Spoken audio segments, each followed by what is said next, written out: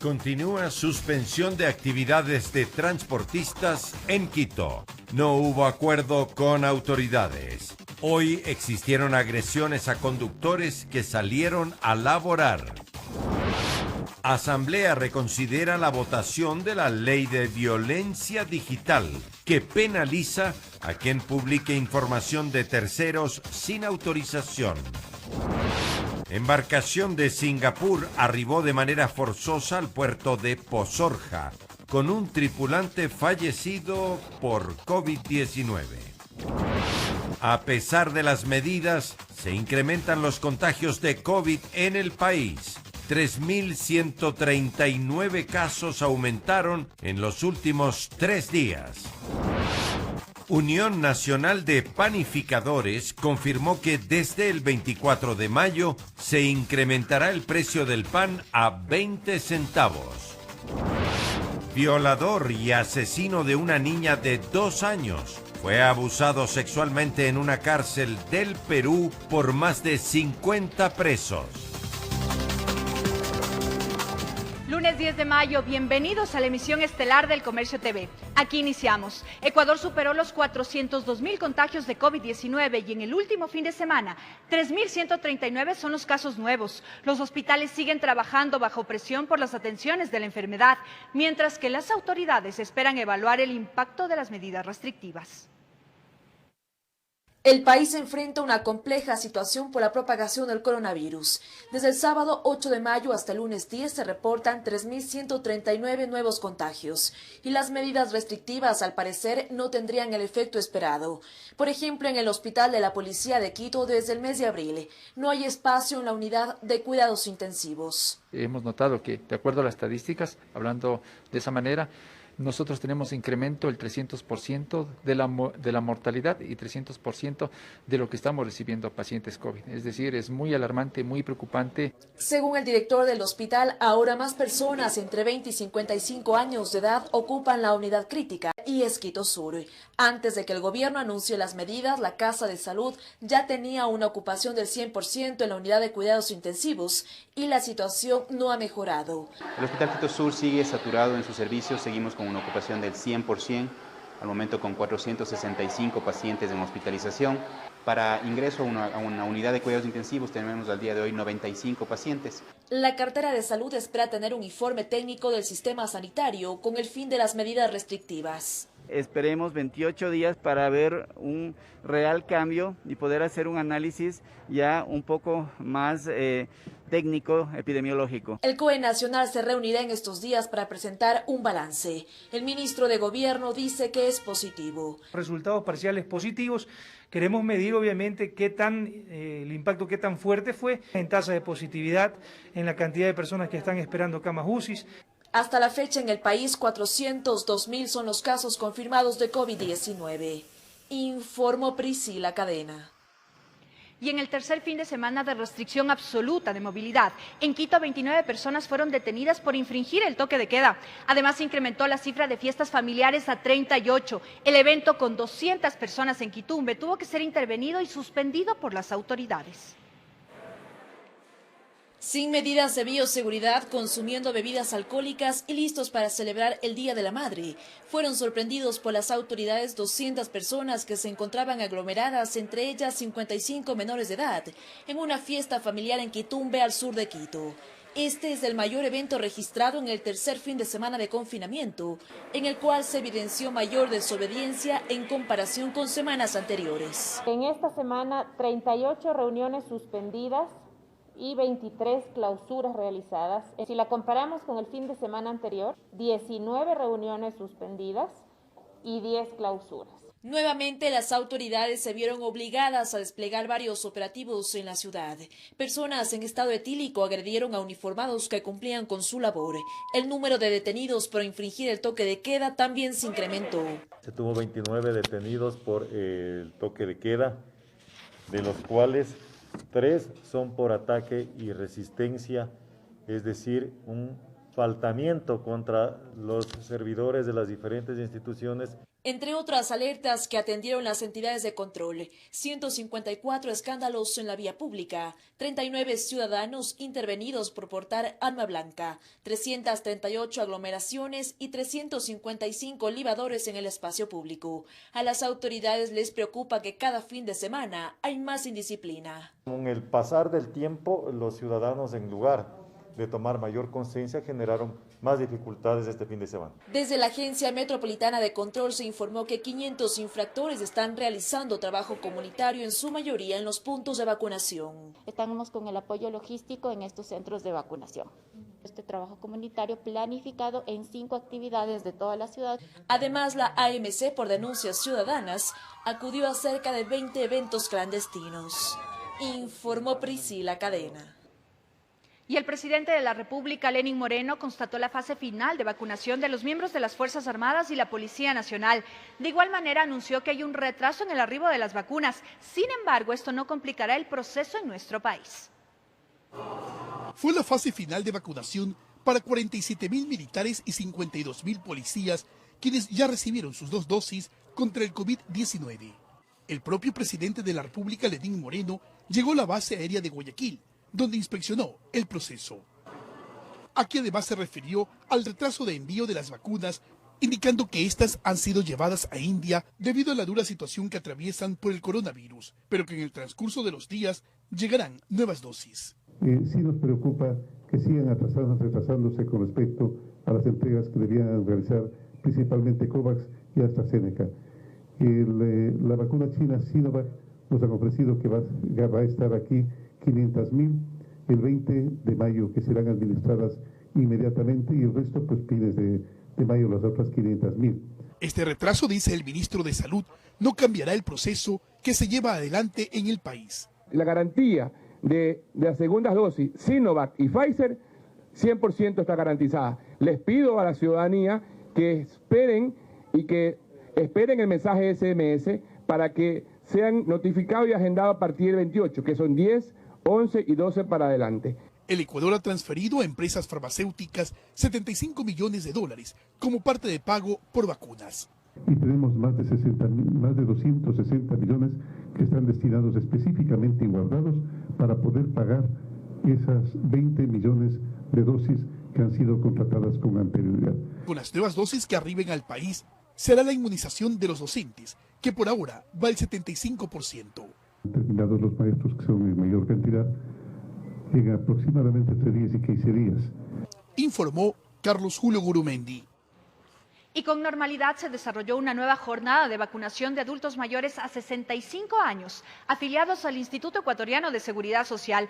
Autoridades aseguran que la implementación de un plan de contingencia ha disminuido las largas filas. Sin embargo, hacen un llamado a la ciudadanía a esperar la hora de la cita. Las largas filas de personas que se registraron la semana pasada durante la vacunación de las personas mayores a 65 años y afiliadas al Instituto Ecuatoriano de Seguridad Social, al parecer se estarían solucionando. Este fue el panorama en los exteriores del Centro de Atención del Adulto Mayor en el norte de Quito durante esta nueva jornada de inoculación.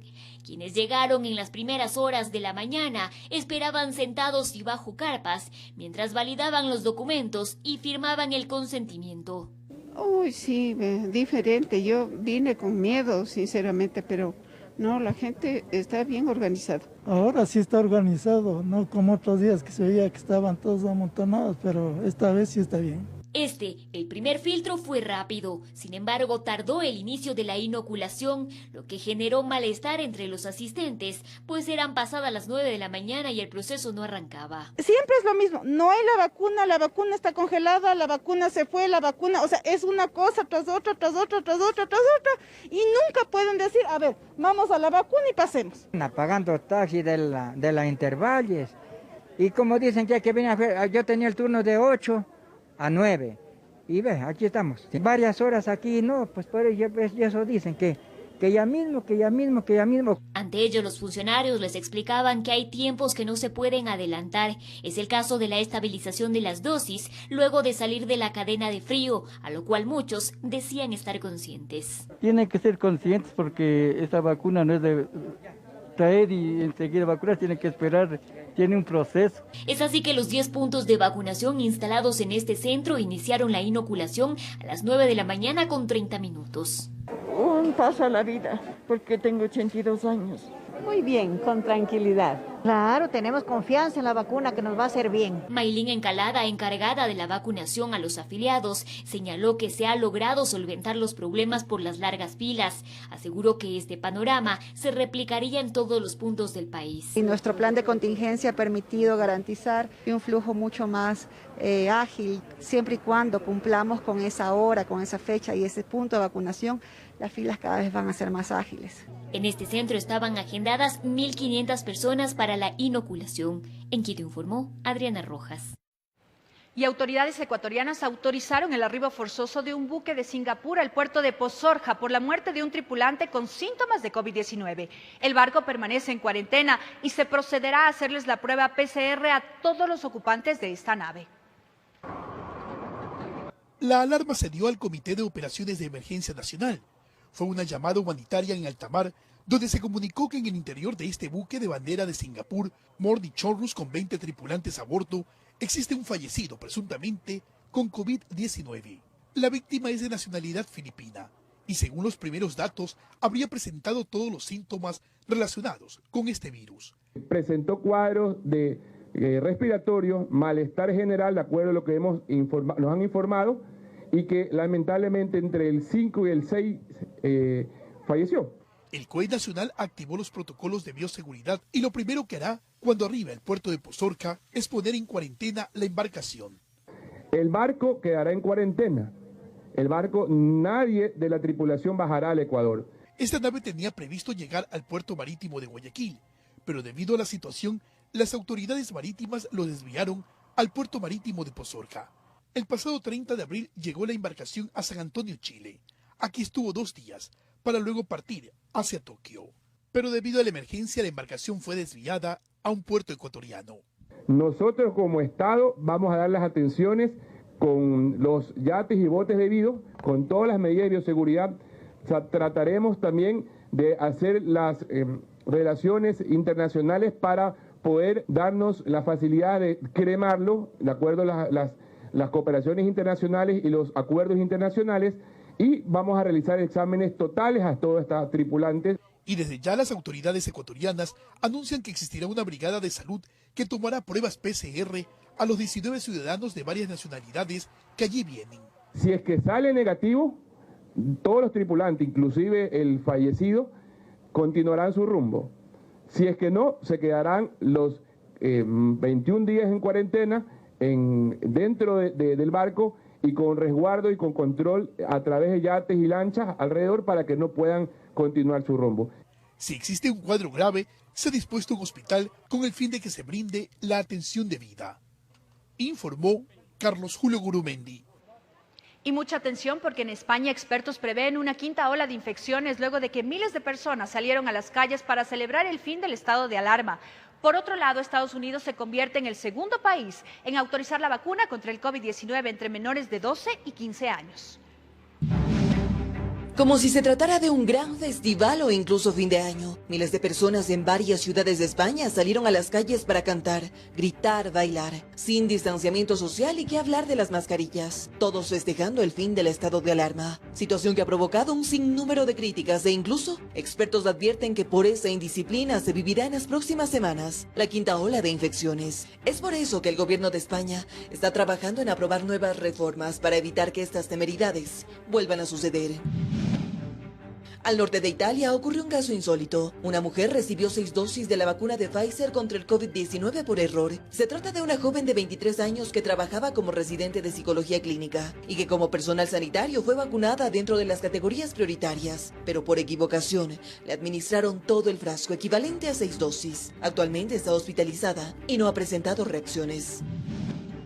Estados Unidos se convierte en el segundo país en aprobar una vacuna contra el COVID-19 en menores de edad. Esto después de que el ente regulador de medicamentos de Estados Unidos aprobó el uso de la vacuna de Pfizer en adolescentes de entre 12 y 15 años, lo cual representa un paso significativo en la lucha contra la pandemia, pues hasta hace días, solo Canadá había aprobado el uso de esta vacuna en menores de edad. Mientras tanto, en Brasil, el presidente Jair Bolsonaro sigue dando de qué hablar. Este domingo reunió a cientos de motociclistas en un paseo por las calles de Brasilia. El mandatario encabezó la concentración de apoyo a su gobierno y en homenaje al Día de las Madres. Todo esto se da en medio de la segunda ola de la pandemia de COVID-19, que sigue dejando más de 2.000 muertes diarias solo en Brasil. Informó Ismenia Solórzano.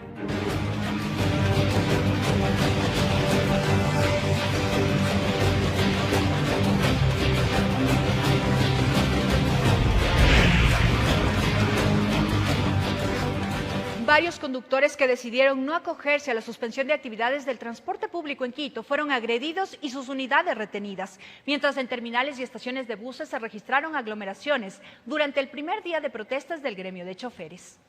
Trabajando como si nada. Aquí están los colaboradores.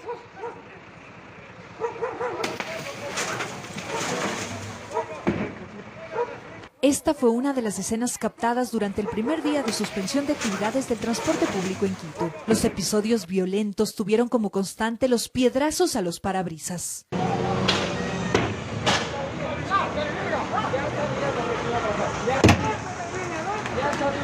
Según las imágenes, aquellos conductores que decidieron trabajar fueron atacados en varios puntos de la ciudad. En otros lugares se les impedía el paso, se detenía la unidad y bajaban a todos los pasajeros. Los dirigentes del gremio de choferes mencionaron no conocer el origen de las agresiones. Nosotros hemos realizado una marcha pacífica.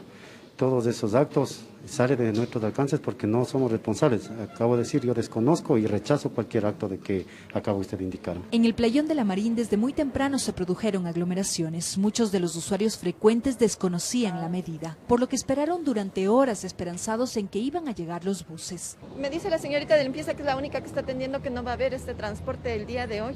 ¿Y cuánto tiempo ha esperado ya? Yo estoy alrededor de 1 hora aquí. Ahorita llego, no me entero que no hay, voy a buscar cómo irme. Algunas personas denunciaron el cobro elevado del pasaje. Llenito cogí el bus y me cobraron 35 centavos. Mientras el transporte municipal operaba al tope de su capacidad en colaboración con un grupo de alimentadores. La ciudadanía optó por formar grupos y utilizar taxis, furgonetas y hasta camionetas para llegar a sus destinos. La suspensión de actividades fue acogida por el transporte público urbano, rural y el combinado, informó Sofía Vintimilla.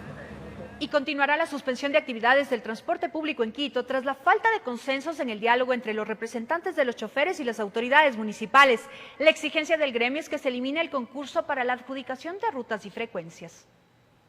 Continúa el día de mañana la paralización por falta de recursos económicos, señor. No nos den una solución, no podemos salir a trabajar, señorita. Inconformes. Así terminaron los representantes del gremio de choferes tras la reunión con el alcalde de Quito, quien planteó establecer mesas de trabajo para llegar a un consenso sobre el concurso de rutas y frecuencias. Yo tampoco puedo salir a mentir a las bases y decirles que yo tengo la solución en mi mano. Durante el encuentro, los conductores no dejaron de insistir en la eliminación del concurso.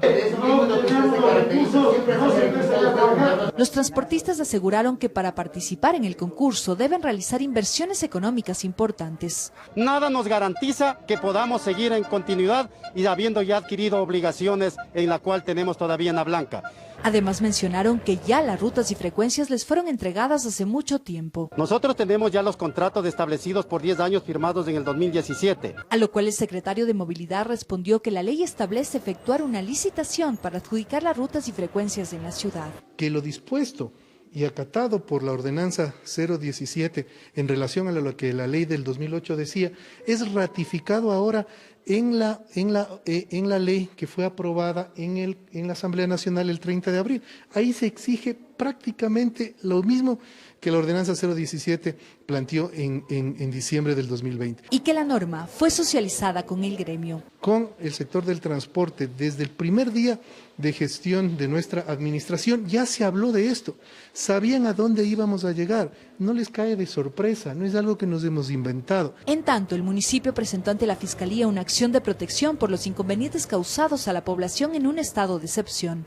Para que el juez correspondiente tome las acciones del caso, más aún con todos los videos que se han registrado de los vandalismos que se han tenido. En el primer día de protestas, los conductores se concentraron en el Parque del Arbolito y avanzaron hacia el centro histórico. Son cerca de 74 operadoras de buses las que anuncian una suspensión de actividades indefinida, mientras según las autoridades autoridades, aproximadamente 30 compañías de transporte sí brindarán el servicio, informó Sofía Vintimilla.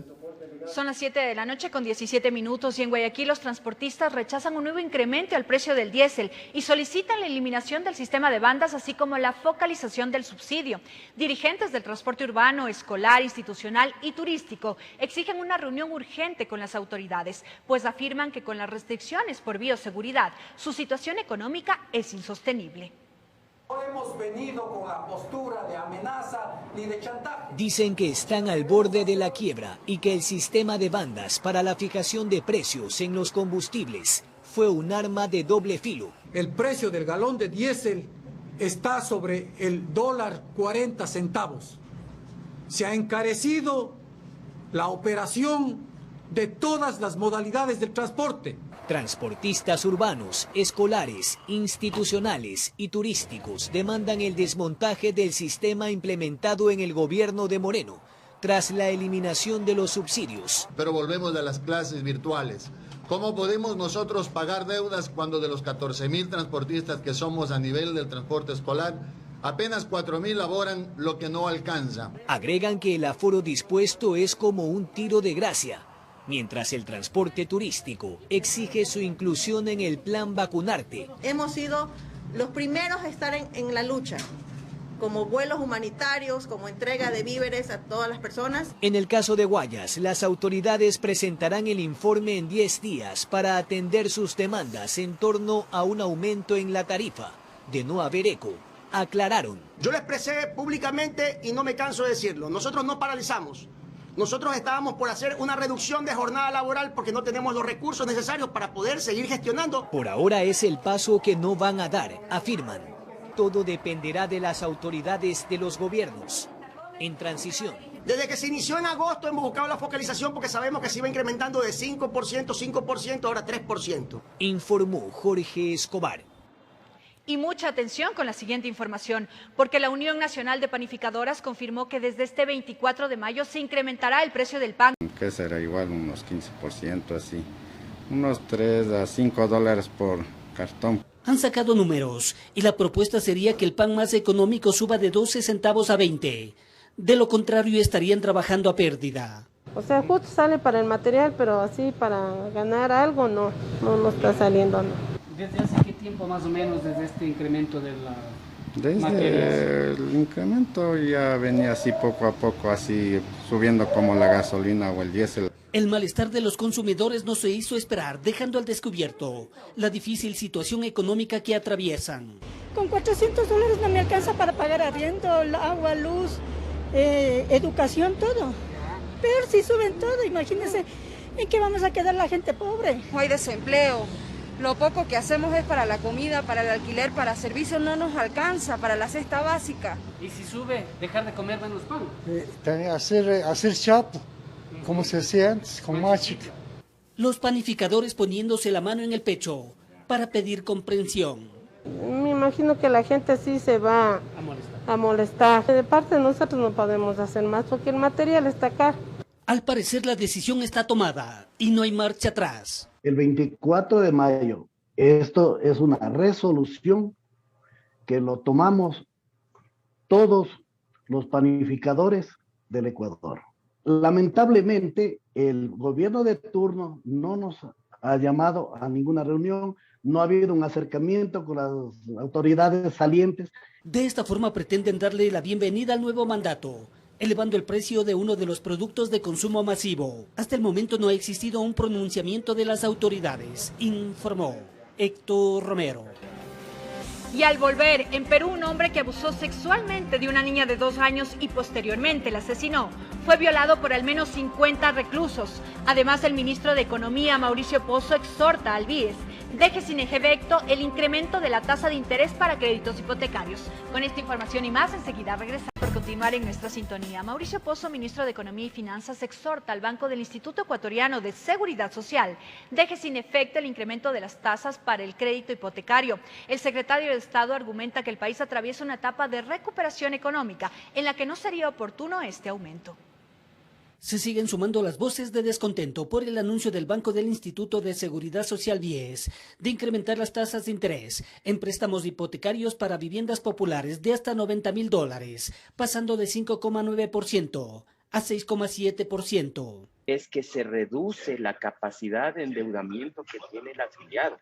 Por ejemplo, en un préstamo de que antes le iban a entregar $50.000 a 25 años plazo a un afiliado, con la subida de la tasa ya no le entregan 50.000, le entregan $3.200 menos.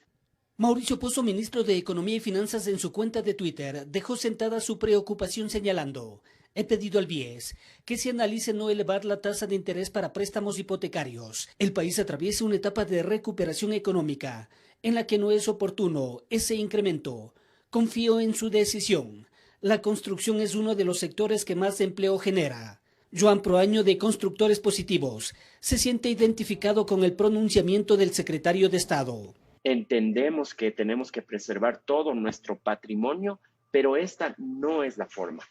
Henry Llanes, representante de los afiliados y jubilados del Instituto Ecuatoriano de Seguridad Social IES, también calificó como desacertado el anuncio. El señor gerente del banco justifica un criterio de equilibrio. Dice él que ya ha transcurrido más de un año que no se ha revisado la tasa.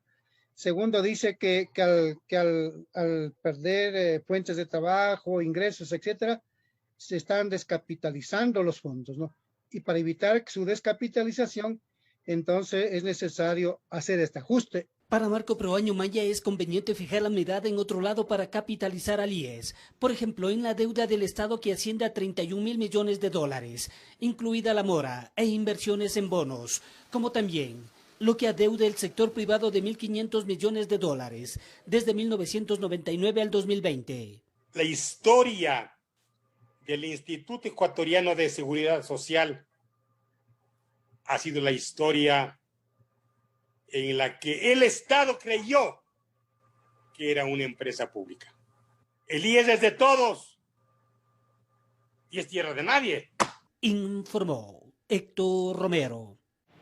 Y en la Asamblea Nacional, el bloque correísta Unión por la Esperanza no descarta cualquier posibilidad de establecer alianzas, sea con el Partido Social Cristiano y Creo o con el ala progresista de la Izquierda Democrática y Pachacutic. Faltan pocos días para que se instale la nueva Asamblea Nacional. De conversaciones. Paola Cabezas, coordinadora del bloque correísta Unión por la Esperanza de la Asamblea Nacional, asegura que siendo esta la principal fuerza política en el legislativo con 48 curules, tiene dos posibilidades de alianzas. O una, que lo podamos hacer con el bloque progresista Pachacutic e Izquierda Democrática, o el acuerdo que podamos hacer con el bloque de gobierno. Esas son las dos aristas y alternativas. Con ambas líneas estamos conversando. Izquierda Democrática asegura que no aceptará en los acuerdos entre las alianzas una amnistía a ningún funcionario público que haya sido juzgado por la justicia, mientras que el Partido Social Cristiano asegura que este tema no se ha topado entre las conversaciones que mantiene con el bloque correísta. Nosotros hemos conversado con todas las organizaciones políticas, con UNES también. A nosotros no nos han pedido ni indultos ni amnistías. Así hubieran los 137 votos en la Asamblea de acuerdo, esto no se puede hacer porque está prohibido por la ley. A nosotros no nos han planteado. Sobre esto, Paola Cabezas señaló que en la agenda de UNES está la creación de la Comisión de la Verdad. Hablamos de una comisión de alto nivel, de una comisión en donde vengan especialistas internacionales. Si queremos, en realidad, un país en donde prime la verdad, en donde prime la justicia, debe existir también el canal adecuado para que haya una comisión que evalúe estos casos. Y no descartamos, evidentemente, los casos de nuestros compañeros. Para Unión por la Esperanza, los diálogos con el Partido Social Cristiano y Creo tienen asuntos no negociables. Por eso, la privatización de la salud, de la educación, de los sectores estratégicos, un posible paquetazo, son temas de discusión que nosotros las tenemos ahí como líneas rojas. Nosotros estamos buscando un consenso amplio con todos los sectores políticos de la Asamblea por la gobernabilidad del país. Las alianzas que se buscan en la Asamblea Nacional son para alcanzar una mayoría de 70 votos y designar a las nuevas autoridades del Parlamento, que son una presidencia, 2 vicepresidencias, 4 vocales del Consejo de Administración Legislativa GAL, una secretaría y una postsecretaría, informó Valeria Navarro. Son las 7 de la noche con 31 minutos y la Asamblea recalificó el proyecto de ley para combatir la violencia digital. El único cambio es la eliminación de la reforma al artículo 178 del Código Integral Penal, que trata sobre la violencia a la intimidad. La Asamblea Nacional reconsideró su votación en las reformas al Código Integral Penal para prevenir y combatir la violencia digital. Esto luego de que el artículo 178, que trata sobre la violación a la intimidad, generara polémica e incluso reacciones por parte de la Fiscalía General del Estado y la Sociedad Interamericana de Prensa, debido a que la normativa se prestaba para interpretaciones que podrían invalidar pruebas en caso de corrupción. Hay expresiones que han distorsionado y que son claramente infundadas. Con 90 votos a favor, el Pleno de la Asamblea Nacional eliminó únicamente las reformas al artículo 178, quedando el texto como antes. La normativa establece que una persona será sancionada de 1 a 3 años de privación de la libertad si difunde, publica, graba, retiene o accede a información de otra persona sin su consentimiento. La reforma pretendía eliminar una salvedad que ahora vuelve a incluirse en el proyecto de ley. No son aplicables estas normas para la persona que divulgue grabaciones de audio y video en las que interviene personalmente, ni cuando se trata de información pública de acuerdo con lo previsto en la ley. El afán de esta ley es proteger a las mujeres, a las niñas, a los niños, a los adolescentes frente a esta lacerante y grave situación que estamos atravesando en las redes sociales sobre la violencia sexual digital, sobre el acoso, sobre el hostigamiento y otros delitos más. Se espera que los demás artículos que se incluyen en el proyecto de ley para combatir la violencia digital sean evaluados por el Ejecutivo para su allanamiento o veto. Aún se desconoce si la respuesta será remitida por este o el nuevo gobierno que se posesionará el próximo 24 de mayo, informó Valeria Navarro. Y en el ámbito internacional, un hombre que abusó sexualmente de una niña de 2 años y posteriormente la asesinó, fue violado por al menos 50 reclusos de una penitenciaría en Perú donde estaba guardando prisión preventiva. Un hombre recientemente trasladado al centro penitenciario de El Milagro en Perú por los delitos de violación y posterior asesinato a una niña de 2 años de edad, fue castigado de la misma forma por el resto de reclusos. El encarcelado de nombre Elman Elderliñán, conocido como el monstruo de Moche, es el hermano del padrastro de la víctima, que junto con otro hombre llevaron a la infante a un campo abandonado en donde abusaron sexualmente de ella. Luego la asesinaron y lanzaron su cuerpo al río. El crimen suscitado hace 4 meses en el distrito Moche, provincia de Trujillo, escandalizó a la población que encontró el cuerpo de la pequeña días después de su muerte con evidentes signos de maltrato físico, mientras que el agresor se encontraba escondido dentro de un pozo. Los profesionales que trataron al violador durante el proceso de su juicio aseguran tratarse de un individuo con problemas de personalidad. Los problemas de personalidad no quitan grado de conciencia. Entonces no estamos ante un caso de una persona con esquizofrenia o demás, sino estamos ante el caso de una persona básicamente psicópata. Al enterarse de los crímenes de este hombre, el resto de privados de la libertad decidieron tomar justicia por cuenta propia y al menos 50 abusaron de él. Además, le desgarraron las manos y le propinaron una golpiza que afectó varios de sus órganos, por lo cual tuvo que ser trasladado a un centro de salud. El monstruo de Moche se encuentra en prisión preventiva por un periodo de 9 meses hasta concluir su juicio, por lo cual, tras recuperarse de sus lesiones, retornará al mismo centro penitenciario, en donde varios presos habrían amenazado con matarlo, argumentando que los niños no se tocan, informó Paola Castillo.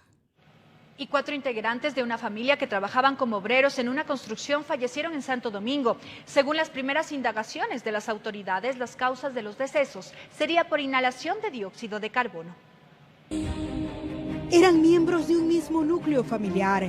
Este lunes tenían la tarea de sacar las tablas de caña guadúa que colocaron en la cisterna construida por ellos la semana pasada, sin imaginar que la muerte los esperaba adentro. Los fallecidos son Jonathan Alomoto, de 15 años de edad, Hernán Alomoto, de 30, Alexis Alomoto, de 32 y Luis Alomoto, de 50 años. Una quinta persona que intentó salvarlos logró sobrevivir, pues fue rescatada a tiempo. para extraer los cadáveres de la casa ubicada en la avenida Chone, Italia, en la ciudad de Santo Domingo. El cuerpo de bomberos tomó estrictas medidas de seguridad para evitar ser víctimas de los gases raros que emanaba el cuarto oscuro. Hugo Parra, jefe del Cuerpo de Bomberos de Santo Domingo, confirmó que el lamentable hecho se debió a una intoxicación por la inhalación de dióxido de carbono. Taparon la puerta, la compuerta, e ingresaron a hacer el trabajo. Ingresó 2 personas a hacer el trabajo ahí. No empezaron a dar señales de vida o no empezaron a dar señales de actividad. Saltó la alerta y continuaron ingresando las personas debido a los gases fuertes que emanaban por la descomposición de caña guadúa, que es básicamente con lo que han tenido o ha estado guardado en ese momento. Estos gases generaron una acidosis en las personas, con las cuales lamentablemente tuvimos el deceso de esos 4 miembros de una misma familia. La autoridad pidió a los ciudadanos tomar mayores medidas de precaución al edificar este tipo de obras. La caña guadúa, cuando está sometida a procesos de altas temperaturas, como aquí que estamos ya en cambio del invierno al verano, tenemos temperaturas muy altas, más la humedad en el sitio. Santo Domingo tiene niveles de humedad entre el 90 y el 101%, entonces da a que se generen gases. Recordemos que la caña guadúa genera, por ejemplo, el metanol, y uno de esos componentes pudo haber sido amoníaco, pudo haber sido CO2, gases raros que en este caso son los que procedieron a este tipo de contagio. La Policía Nacional trasladó los cuerpos al Centro Forense de Santo Domingo, donde se llevará a cabo la autopsia de ley, mientras que el 5º integrante del grupo de albañiles fue llevado a un hospital para su recuperación, informó Maite Morán. Gracias por continuar en nuestra sintonía. Mucha atención porque hace pocos minutos el Pleno de la Asamblea Nacional censuró con 107 votos al asambleísta Fabricio Villamar por la obtención, uso y abuso de su carnet de discapacidad. Debido a la destitución, el ahora exlegislador no podrá ejercer su cargo público en un lapso de 2 años. Bueno, y con esta información llegamos al fin de nuestra edición. Muchas gracias por haberles acompañado. Realmente para mí ha sido un honor. No se olviden que trabajamos para ustedes y desde muy temprano, 5:45 de la mañana, tendremos el noticiero. Que descansen, que tengan una gran noche.